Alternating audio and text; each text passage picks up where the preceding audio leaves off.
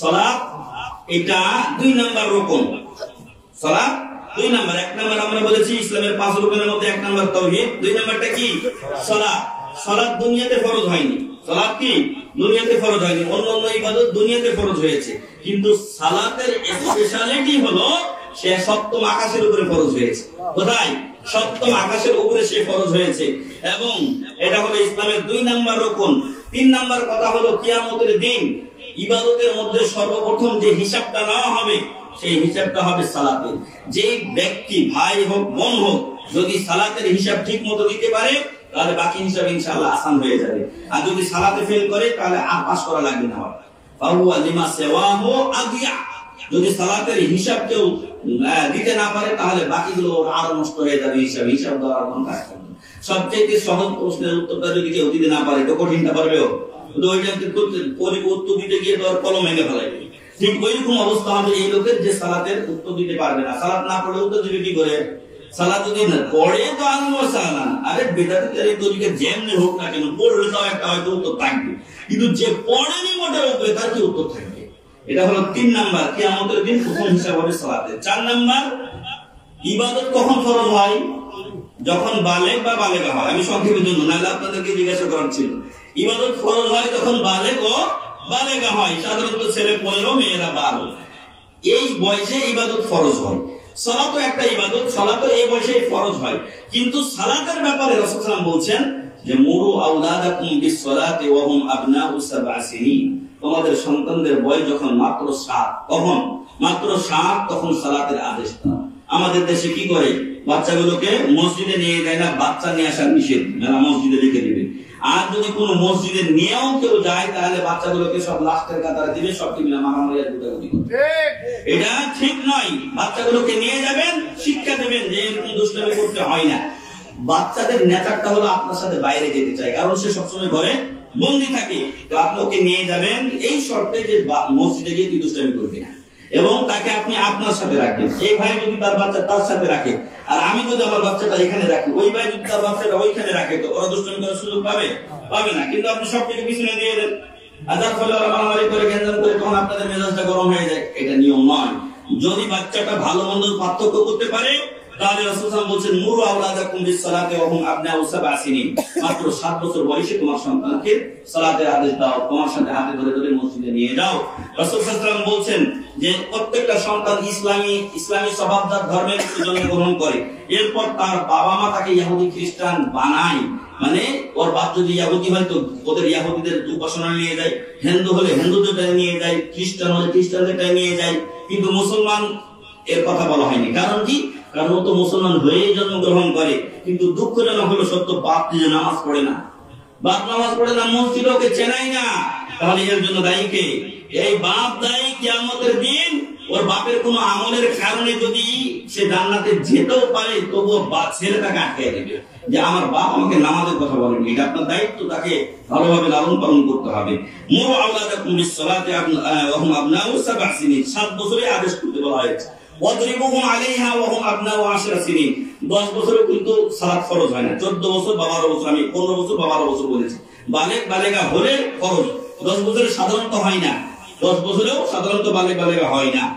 আমাদের দেশে হয় না, আরব দেশগুলোতে একটু তাড়াতাড়ি মেয়েরা হয়ে যেতে পারে খাবারের গ্রোথের কারণে। তো যাই হোক, হলে তখন ফরজ হবে, কিন্তু সাধারণত হয় না।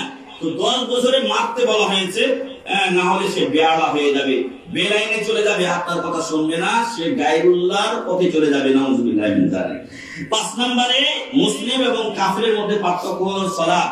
সহিহ মুসলিমের হাদিস, রাসূল সাল্লাল্লাহু আলাইহি ওয়াসাল্লাম বলছেন বাইনার রাজুলি ওয়াস শিরকি আবিল কুফরি তারকুস সালাহ। মুসলিম ও মুসলিমের মধ্যে পার্থক্য হচ্ছে নামাজ ছেড়ে দেওয়া। যে নামাজ পড়ে সে মুসলিম, যে নামাজ পড়ে না সে মুসলিম নয়। যদি এই ব্যাপারে বিস্তারিত করতে চান, শেখ আকরামুজ্জামান বিন আব্দুস সালাম মুহাম্মদ বিন সালেহ আল উসাইমিন রাহিমাহুল্লাহর বই অনুবাদ করেছেন হুকম তারিকিস সালাহ, সালাত ত্যাগের বিধান। আর আরেক এই বইটাই অনুবাদ করেছেন আমাদের দাম্মাম ইসলামিক সেন্টারের শেখ মতিউর রহমান মাদানী হাফিজাহুল্লাহ, উনি অনুবাদ করেছেন। যে কোনো অনুবাদটা আপনি পড়ে নিতে পারেন, এই ব্যাপারে লম্বা আলোচনা সেখানে আছে।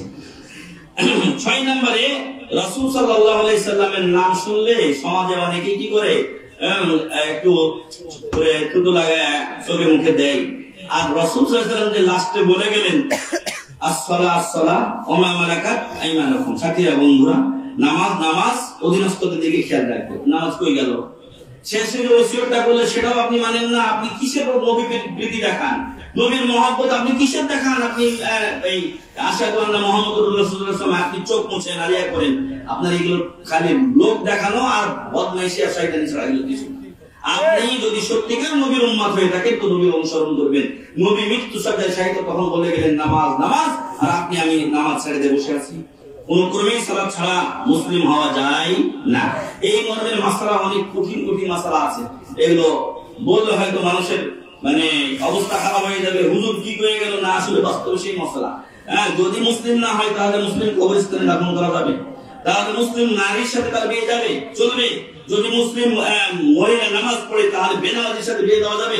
দয়া করে আপনাদের ছেলে বা মেয়েকে বিয়ে নামাজের সাথে কখনোই বিয়ে দিবেন না। ছেলে হোক মেয়ে হোক, আগে নামাজই দেখবেন যে বৌমা অথবা ছেলে নামাজ পড়ে কিনা, তারপরে আপনি বিয়ে দিবেন। দুনিয়ার টাকা পয়সা থেকে আপনি বিয়ে দিচ্ছেন আর ইসলামের মতো আর কোনো হিস্সা নাই, ও কাফের জিন্দেগি যাপন করছেন। কখনোই এমনটি করবেন না। আল্লাহ আমাদেরকে বোঝার তৌফিক দান করুন। আমিন। সালাত হলো ইসলামের সবচেয়ে একটি গুরুত্বপূর্ণ জিনিস, এ ব্যাপারে হাদিস আছে। আর এই সালাতকে আল্লাহ তাআলা ঈমান বলে উল্লেখ করেছেন। এরপরে আপনার আল্লাহ নিজেই সালাতের নির্দেশ দিয়ে বলছেন, কুল ইবাদিয়াল্লাযিনা আমানু লিয়ুকিমুস সালাতা, আমার বান্দাদেরকে বলে দাও যারা ঈমানদার তারা যেন সালাত কায়েম করে। সূরা ইব্রাহিমে বলা হয়েছে। 10 নম্বর মুসলিমের যে মূল চিহ্ন সেটা হলো সালাত। একজন মুসলিমের মূল চিহ্ন হলো সালাত। রাসূল সাল্লাল্লাহু আলাইহি ওয়াসাল্লাম বলছেন, যারা আমাদের কিবলাকে কিবলা বলে গ্রহণ করে, যারা আমাদের সালাত আদায় করে এবং আমাদের জবেকৃত পশু খায়, সেই ব্যক্তি হলো মুসলিম। তার জন্য ইসলামের জিম্মা রয়েছে, আল্লাহ ও রাসূলের জিম্মা রয়েছে। এখন আমি এর ফজিলত বলে শেষ করছি। ফজলুস সালাত, সালাতের অনেক ফজিলত। তার মধ্যে আল্লাহ রাসূল সাল্লাল্লাহু আলাইহি ওয়াসাল্লাম একদিন জিজ্ঞাসিত হলেন, আইয়ুল আমালি আহাব্বু ইলাল্লাহ, আল্লাহর কাছে প্রিয় আমল কোনটি? উনি বললেন, আস-সালাতু লিওয়াক্তিহা, টাইম মতো নামাজ পড়া বা আউয়াল ওয়াক্তে নামাজ পড়া। 2 নাম্বার রাসূল সাল্লাল্লাহু আলাইহি ওয়াসাল্লাম বললেন, তোমাদের কারো বাড়ির সামনে, এটা একটা বাড়ি, এর সামনে যদি একটা নদী থাকে আর প্রত্যেকদিন যদি সুন্দর করে ঘষে ডলে কোনো লোক 5 বার গোসল করে, হালিয়াত কামিন দারানি শাই, তার কি কোনো ময়লা থাকবে শরীরে? সাহাবারা বললেন, না থাকবে না। বলছেন, এটাই হলো নামাজের উদাহরণ। যদি কেউ ঠিক মতো 5 ওয়াক্ত নামাজ পড়ে তার পিছনের গুনাহগুলি আল্লাহ কি করেন? মুছে দেন। সুবহানাল্লাহ। একটা উদাহরণ আমি বলি। আপনি যখন ওযু করেন, ধরেন আপনার ওযুর পানির সাথে শেষ ফোঁটার সাথে শেষ গুনাহ ধরে যায়, তখন আপনি দোয়া পড়েন, আশহাদু আল্লা ইলাহা ইল্লাল্লাহু ওয়াহদাহু লা শারীকা লাহু ওয়া আশহাদু আন্না মুহাম্মাদান আবদুহু ওয়া রাসূলুহু। কি হয় আপনার জন্য? জান্নাতের 8টা দরজা আপনার জন্য খুলে যায়। সুবহানাল্লাহ। নামাজ পড়বেন, এটা বোনাস। নামাজ পড়বেন, এটা বোনাস অতিরিক্ত আপনার জন্য জমা থাকবে ইনশাআল্লাহ। 3 নাম্বার, যে ব্যক্তি 5 ওয়াক্ত সালাত ঠিকমতো আদা করবে, এই সালাত কিয়ামতের দিন তার আলো হবে। এখন আলো না থাকলে অন্ধকারে পড়ে যেতাম, আলো হবে। এটা দলিল হবে। দলিল না থাকলে জমি পাবেন, দলিল না থাকলে জমি পাওয়া যাবে না। তাহলে সালাত কিয়ামতের দিন জান্নাতের দলিল, এবং কিয়ামতের দিন এটা তার নাজাতের মাধ্যম হবে। আর যে ব্যক্তি সালাতের হেফাজত করবে না, সেই লোকের কোনো আলো থাকবে না, তার কোনো নাজাতের ব্যবস্থা থাকবে না। দলিল তো দূরের কথা, আরেকটা সুসংবাদ ওর জন্য আছে, সেটা হলো তার হাসর ও নাসর হবে মা কারুন, ফিরআউন, হামান, উবাই বিন খালদ। কাফেরদের এই বড় বড় লিডারদের সাথে ওর হাসর নাসর হবে। নাউযুবিল্লাহ। কেউ যদি ফিরআউন, হামান, উবাই বিন খালদ এদের সাথে হাসর নাসর করতে চাই, ওদের নামাজ 1 ওয়াক্ত নামাজ না পড়ে। আর যদি এদের থেকে বাঁচতে চাই, তাহলে 5 ওয়াক্ত নামাজ যখনই আযান হবে যেন মসজিদে গিয়ে পড়ার চেষ্টা করে। কোনো কারণে যদি জামাত ছুটে যায়, তাহলে সাথে সাথে যেন বাড়িতে হলেও সে আদায় করে নেয়। আল্লাহ যেন আমাদেরকে তৌফিক দান করেন। আল্লাহুম্মা আমিন। যে ব্যক্তি সালাত ছেড়ে দেয়, সে ব্যক্তিকে আল্লাহ তাআলা 3টা জাহান্নামের ওয়াদা দিয়েছেন। যে সালাত ছেড়ে দেয়, সেই জাহান্নামগুলো কি কি একটা আপনাদের জানা আছে। ফাওয়াইলুল লিল মুসাল্লিন, ওয়াইল নামক দোজখের শাস্তি কাদের জন্য? যারা আল্লাযীনা হুম, যারা মুসাল্লি, ওখানে বলছে লিল মুসাল্লিন, আল্লাযীনা হুম আন সালাতিহিম সাহুন, এরা নামাজ পড়ে কিন্তু নামাজে অলস। আল্লাযীনা হুম ইউরাউন, মানুষ দেখানো নামাজ পড়ে কিন্তু নিয়তটা খারাপ, ঠিক আছে? কিন্তু যে পড়ে না, ওর অবস্থা তো আরো খারাপ, ওই একদমই পড়ে না। তো যাই হোক, এটা হলো ওয়াইল নামক দোজখের শাস্তি। আরেকটা হলো দুনিয়াতে একসাথে ছিল সবাই, বরং যে নামাজ পড়তো না ওই ছিল মানে ওর ম্যানেজার, আর যে নামাজ পড়তো ও ছিল ওর অধীনস্থ। আমাদের কাছে আমরা যখন বিদেশে ছিলাম অনেক ভাইয়েরা অভিযোগ করতে আসতো যে আমাকে নামাজ পড়তে যাইতে দেয় না। কত বড় বদলা চিন্তা করছেন! নামাজ আল্লাহর ইবাদত করতে যাবে সেটা সে দেয় না। অনেকে কাফের তো কাফেরই, অনেক নামধারী মুসলিমও থাকতো। ফলে এই ভাইয়েরা বাধ্য হয়ে কোন জায়গায় ওই এই ফ্লোরের উপরে না হলে ওই কার্টুন মাটুন বিছিয়ে তারা নামাজ পড়তেন। কিয়ামতের দিন ইনশাআল্লাহ এই আমেল, এই কর্মচারী তার উপরে থাকবে, আর জান্নাতে জিজ্ঞাসা করবে মা সালাকাকুম ফি সাকার, ব্যাপার কি আজকে কেন তুমি জাহান্নামে গেছো?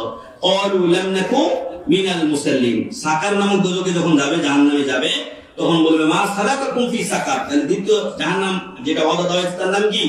সাকার। বলছে কেন সাকারে গেছো? ক্বালু লাম নাকু মিনাল মুসাল্লিন। তারা বলবে যে আমরা নামাজি ছিলাম না। নাউযুবিল্লাহ। আরেকটা জাহান্নাম, শেষ জাহান্নাম, সেটা হলো ফাখালাফা মিন বাদিহিম খালফুন আদাউস সালাহ ওয়াত্তাবাউশ শাহওয়াত ফাসাউফা ইয়ালকাউনা গাইয়া। পরবর্তীতে এমন একটা দল আসলো যারা নামাজ নষ্ট করলো, ওয়াত্তাবাউশ শাহওয়াত, খেলখুশি অনুসরণ করলো। আল্লাহ বলছেন ফাসাউফা ইয়ালকাউনা গাইয়া, ওরা শীঘ্রই সাক্ষাৎ করবে, নিক্ষিপ্ত হবে কোথায়? গাইয়া নামক জাহান্নামে। নাউযুবিল্লাহ মিন যালিক। তাহলে একটা হলো গাইয়া, আর একটা হলো সাকার, আর একটা হলো ওয়াইল। এই তিনটা জাহান্নাম থেকে এদের বাঁচার কোনো উপায় নেই। মুফাসসিরিনে কিরাম বলছেন যে এই দলের লোকেরা আদাউস সালাহ যারা, এরা আসলে নামাজ একেবারে ছেড়ে দেয়নি, নষ্ট করছে, টাইম বেটাইম করছে, ইত্যাদি ইত্যাদি করছে, কিন্তু একেবারে এখনকার মতো লোকদের মতো ছেড়ে দেয়নি। কথা হলো যে যে নিয়মিত সালাত ছেড়ে দিয়েছে, যা করছে করছে, ভুল করছে এতদিন, এখন এই লোকটার জন্য তওবা আছে কিনা? আল্লাহ বলছেন হ্যাঁ শোনো, ইল্লা মান তাবা ওয়া আমানা ওয়া আমিলা সালিহা, যদি তুমি এখন এই ভুল বুঝতে পেরে তওবা করো, আবার নতুন করে ঈমান আনো। একটু আগে আমরা বলেছি যে সালাত পরিত্যাগকারী আর মুমিন থাকে না। আল্লাহ কেন? আল্লাহ তাআলা বলছেন ইল্লা মান তাবা ওয়া আমানা, আবার ঈমান যদি নিয়ে আসে, তাহলে আগের ঈমান গেল কই? আগের ঈমান নষ্ট হয়ে গেছিল সালাত ছেড়ে দেওয়ার কারণে। ওয়া আমানা, নতুন করে যদি ঈমান নিয়ে আসে, ওয়া আমিলা সালিহা, যদি সৎ কাজ করে, ফাউলাইকা ইয়াদখুলুনাল জান্নাহ, তাহলে ওরা ইনশাআল্লাহ জান্নাতে যাবে। ওয়ালা ইউযলামুনা শাইয়া, তার উপরে সামান্য পরিমাণ জুলুম করা হবে না। তো আসুন সম্মানিত উপস্থিতি, আমি নিজেকে নাসিহা করি এবং আপনাদেরকেও নাসিহা করছি যে তাওহীদের যে বিষয়গুলো, শিরকের যে বিষয়গুলো আমরা প্রথমত জেনেছি, তাওহীদ আমরা মেনে চলার চেষ্টা করি, শিরক থেকে আমরা নিজেরা বিরত থাকি, জাতিকে আমরা সতর্ক করি। আল্লাহ আমাদেরকে তৌফিক দান করুন, আল্লাহুম্মা আমিন। এবং সালাতের গুরুত্ব, ফজিলত এবং পরিহারকারীর পরিণাম আমরা বলেছি। আল্লাহ যেন আমাদেরকে সালাত নিয়মিত আদায় করে সালাতের ফজিলত অর্জনের তৌফিক দান করেন, আল্লাহুম্মা আমিন। এবং সালাত পরিত্যাগ করা থেকে যেন আল্লাহ আমাদেরকে বিরত রাখেন, হেফাজতে রাখেন, আল্লাহুম্মা আমিন। এবং এর সাথে সাথে উদাত্ত আহ্বান থাকবে, অন্যান্য শায়েখ মাশায়েখ যে আলোচনা করেছেন সেই আলোচনাগুলো আপনারা আমল করার চেষ্টা করবেন, নিজেরা শিখবেন, নিজেদের সন্তান সন্ততিকে গড়ে তুলবেন। আমরা যা হয়েছি, এখন আপনার সন্তান, আপনার ভবিষ্যৎ, এদেরকে সহিহ আকীদার মাদ্রাসাতে পড়াবেন, তাওহীদ এবং সুন্নাহ শেখাবেন, শিরক আর বিদআত জানতে এবং চিনতে শেখাবেন, যাতে করে সেগুলো থেকে বিরত থাকতে পারে। আল্লাহ আপনাদের আমাদের সবাইকে কবুল করুন, আল্লাহুম্মা আমিন। যারা আজকের এই অনুষ্ঠানের আয়োজন করেছেন সকলেই, এখানে আমাদের দারুস সুন্নাহ ফাউন্ডেশনের সভাপতি মহিউদ্দিন বিন আব্দুল মালিক ভাই আছেন, সুবল মিয়া বিন হাবিবুর রহমান আছেন, ফজলুল হক, মহিউদ্দিন বিন নঞ্জু মিয়া, ইসরাইল খান থেকে শুরু করে আরো এখানে রয়েছেন ওলি আহমেদ ভাই, সেলিম ভাই, হাফেজ মাহদি, শেখ শহীদুল ইসলাম, শেখ মোশাররফ হোসেন রব্বানি। আসার কথা ছিল, ভাই অসুস্থ, আল্লাহ তাকে সুস্থতা দান করুন, আল্লাহুম্মা আমিন। শেখ মাহবুবুর রহমান ভাইও চমৎকার আলোচনা করেছেন। হুমায়ুন কবির ভাই, তিনি আজকের সভাপতির দায়িত্ব পালন করছেন। আল্লাহ যেন সবাইকে জাযায়ে খায়র দান করেন, আল্লাহুম্মা আমিন। আজকের এই অনুষ্ঠানকে আল্লাহ তাআলা যেন এই কল্যাণময় এবং বরকতময় করেন, আল্লাহুম্মা আমিন। এবং আমাদের সকলের গুনাহ খাতা মাফ করে দেন, আল্লাহুম্মা আমিন। আজকের এই ছোট্ট পরিসরে আমরা যেমন এই ছাদের উপরে জমায়েত হয়েছি, আল্লাহ যেন কিয়ামতের দিন আমাদেরকে জান্নাতুল ফেরদাউসে জমায়েত হওয়ার তৌফিক দান করেন, আল্লাহুম্মা আমিন। আমরা গুনাহগার, আমাদের অনেক গুনাহ আছে, আল্লাহ যেন আমাদের গুনাহগুলিকে নেকির দ্বারা পরিবর্তন করে দেন, আল্লাহুম্মা আমিন। আমাদের অনেক আত্মীয় স্বজন কবরে চলে গেছেন, মুমিন মুমিনাত, মুসলিম মুসলিমাত, আল্লাহ যেন তাদের সবাইকে ক্ষমা করে দেন, আল্লাহুম্মা আমিন। আল্লাহ যেন তাদের কবরগুলোকে জান্নাতের টুকরা বানিয়ে দেন, আল্লাহুম্মা আমিন। আল্লাহ যেন তাদেরকে জান্নাতুল ফেরদাউস নসিব করেন, আল্লাহুম্মা আমিন। আমরাও একদিন মারা যাব, নাকি মারা যাব না? আল্লাহ যেন আমাদের কবরগুলোকে জান্নাতের টুকরা বানান, আল্লাহুম্মা আমিন। আল্লাহ যেন কিয়ামতের দিন আমাদেরকে জাহান্নাম থেকে বাঁচিয়ে জান্নাতুল ফেরদাউস নসিব করুন, আল্লাহুম্মা আমিন।